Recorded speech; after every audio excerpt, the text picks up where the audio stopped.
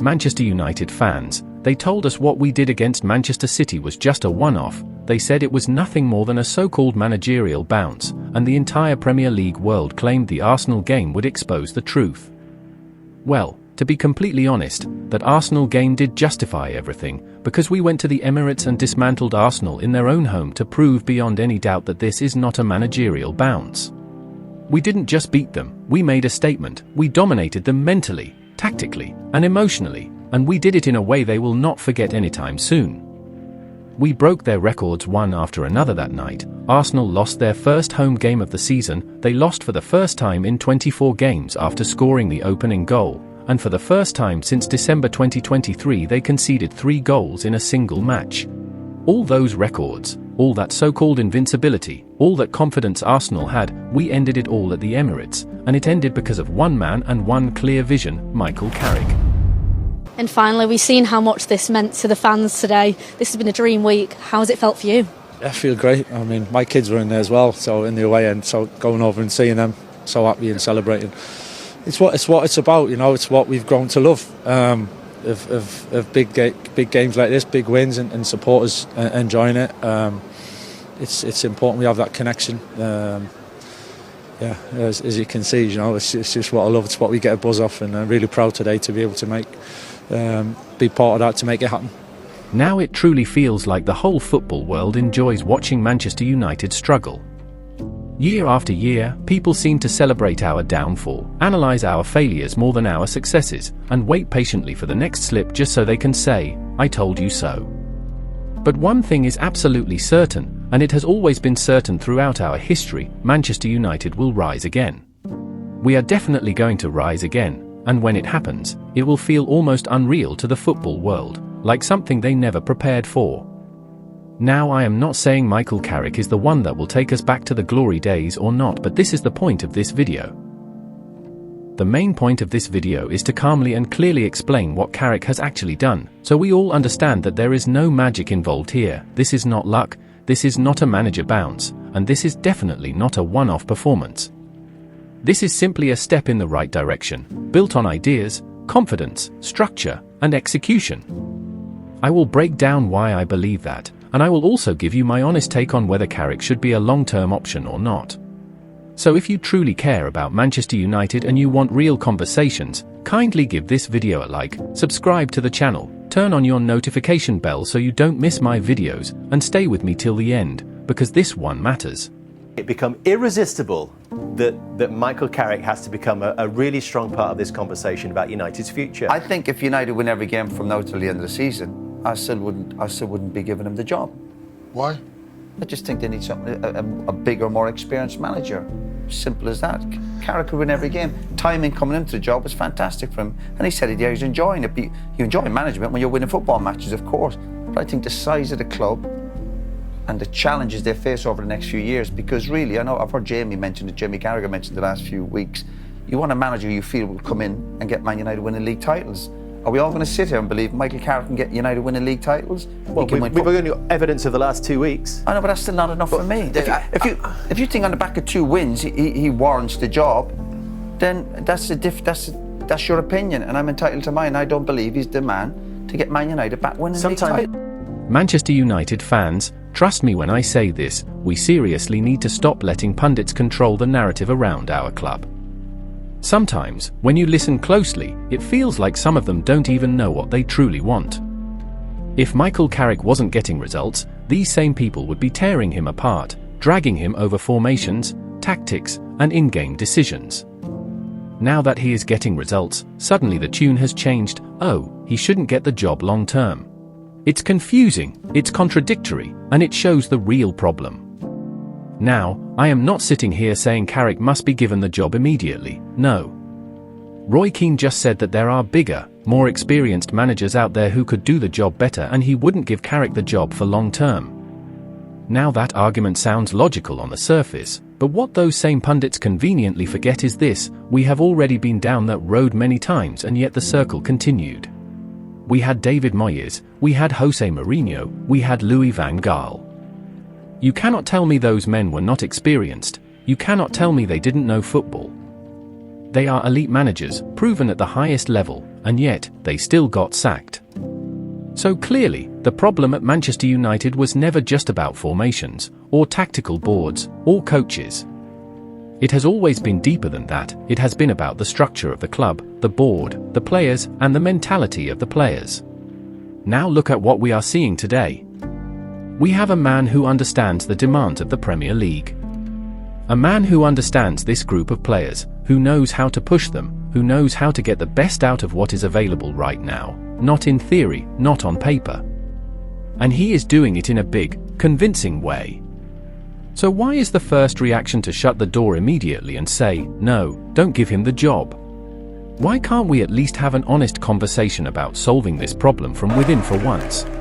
Giving responsibility to someone who truly understands the Manchester United DNA, someone who has lived it, played it, and knows exactly what it means to wear that badge. Because let's be honest, sometimes in the past, these players looked like they didn't even understand what it means to play for Manchester United. Passing that DNA into the dressing room matters, it always has.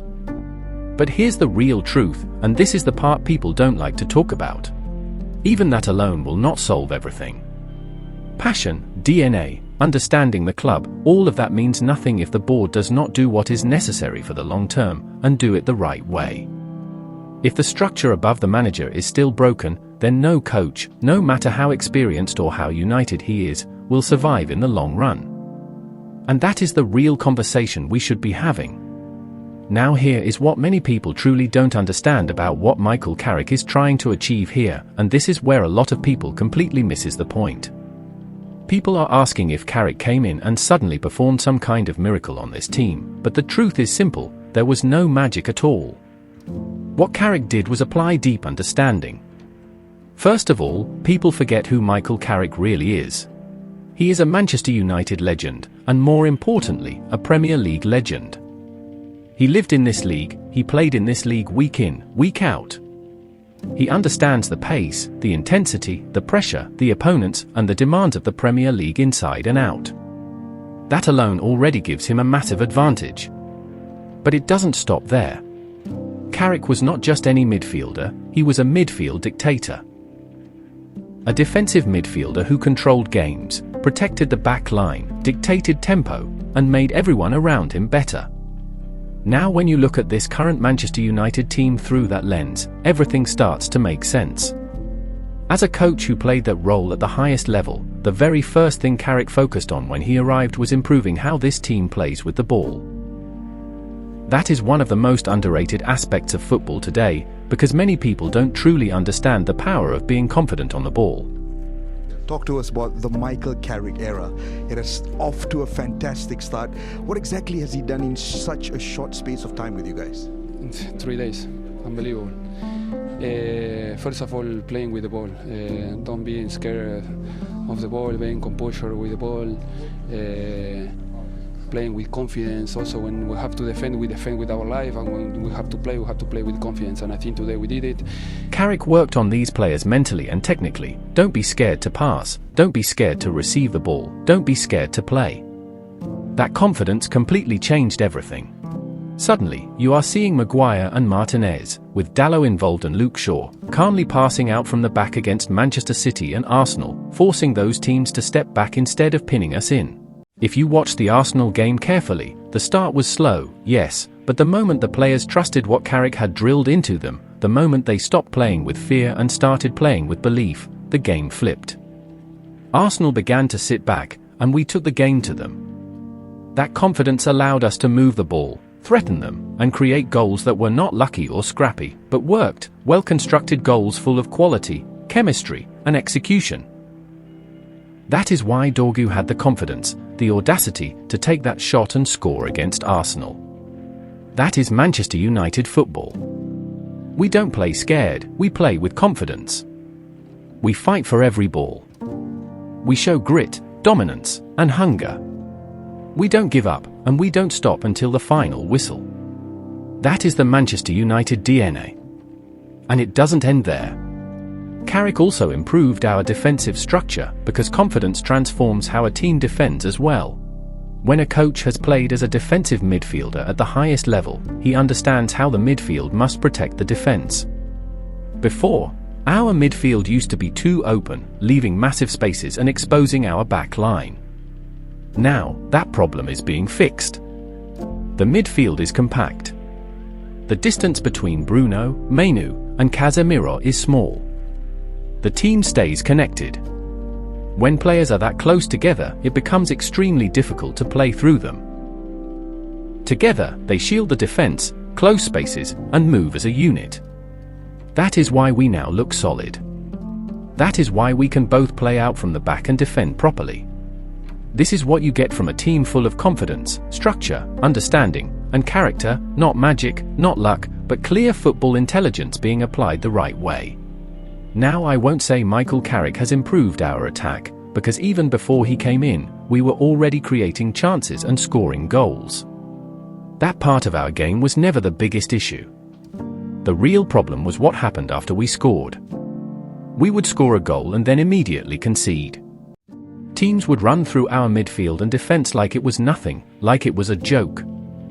There was no balance, no protection, no structure, and no authority in the middle of the pitch. But what Carrick has done is far more important. He has brought balance to this team. He has connected the midfield to the defense in a way we haven't seen in a long time. He has brought character, chemistry, fight, aura, and control. Suddenly, this team is not easy to break down anymore, even when we are hit on the counter. You can see the difference clearly. The midfield now shields the defense, players recover together, spaces are closed faster, and we are not panicking when we lose the ball. That balance alone has transformed how we play.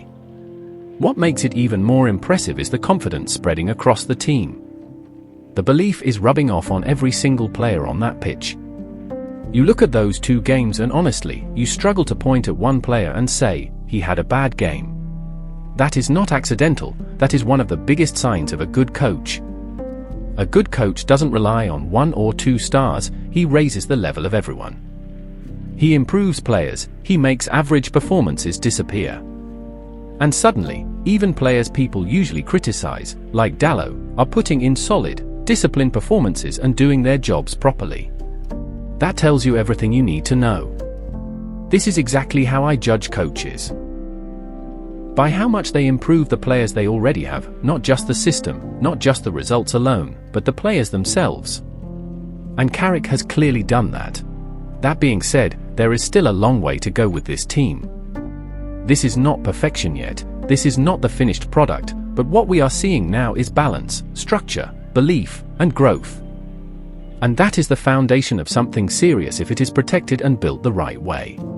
Now Carrick came in and used exactly what he had at his disposal to beat the 2 most difficult clubs in the league, teams sitting first and second, and he didn't just scrape results against them, he outclassed them. He didn't beat them by chasing possession for the sake of it, he beat them with efficiency, intelligence, and control. You cannot tell me we were outplayed in those games, because being outplayed is not about who has the ball the most, it is about who uses the ball better. The opposition kept possession with no real end product, no real damage, while every time we had the ball you could clearly see structure, confidence, and purpose. We looked comfortable on the ball, we looked brave, and more importantly we looked deadly when we had it. We kept the ball when it mattered and we used it well when it mattered. That is effective football, that is grown football, that is winning football. But now comes the most important question of all, is this sustainable? Is this durable over time, or is it just a short burst of form? That is the real test. For me personally, this is where patience must come in. I want us to give Carrick time until the end of the season before jumping to any final conclusions. At the very least, let us see 5 games in a row.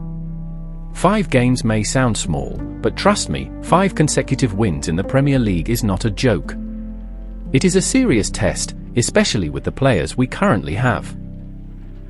If he can string together 5 solid performances, 5 competitive games, 5 games where we see clear ideas, improvement, and consistency, then that alone is already a big step in the right direction. But that alone is not enough, we also need to be patient until the end of the season to access his performance better before making any analysis and conclusions. If Carrick can win games consistently, push us back into the Champions League, beat both top teams and smaller teams, play well in matches, control games, and improve players individually, then it will be clear that he knows exactly what he is doing. At that point, he should absolutely be considered a serious contender for the long term. But for now, patience is key.